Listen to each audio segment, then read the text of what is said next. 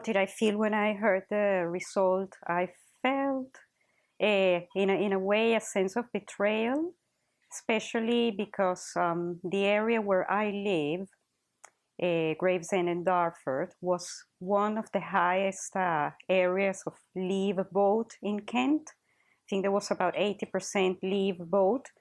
So I felt really shocked that, living in this community and having British friends and having so many people from other parts of the world, people still felt, considering that immigration was, in my opinion, one of the main reasons why people voted leave, because all the debate focused on immigration.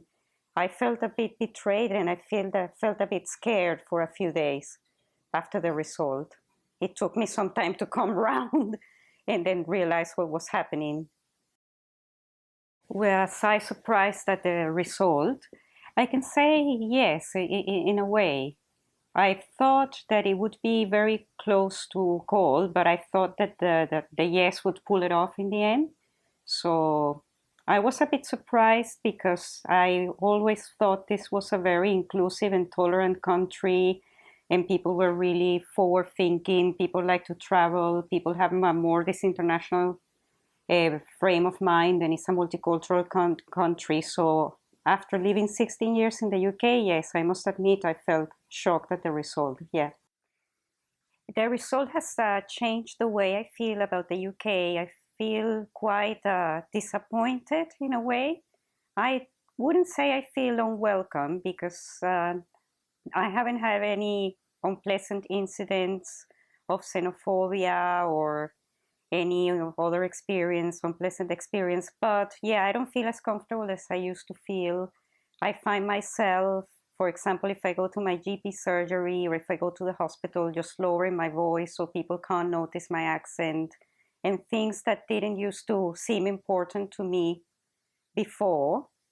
And yes, I can feel certain hostility, perhaps, from people in the street when they hear you speaking in your native language. It's not an open hostility, but you can feel something has changed. It's quite, you don't know how to put your finger on it. Perhaps it's my perception, but I feel, yeah, it's changed a little bit from being an inclusive, multicultural country in which I felt comfortable. I'm feeling slightly less confident about remaining here in the future. As much as I want to stay, my life is here. I have a British son, a British husband. But yeah, it's that sense of disappointment in a way.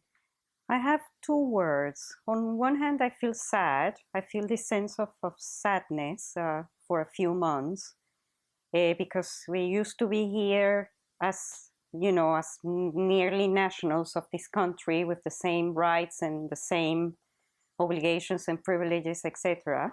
So I feel sad because of the loss of that sense of security in a way, and now having to face retrospectively immigration procedures for which we were not prepared, digging paperwork from 4 years ago just to justify our situation and try to make ourselves safe.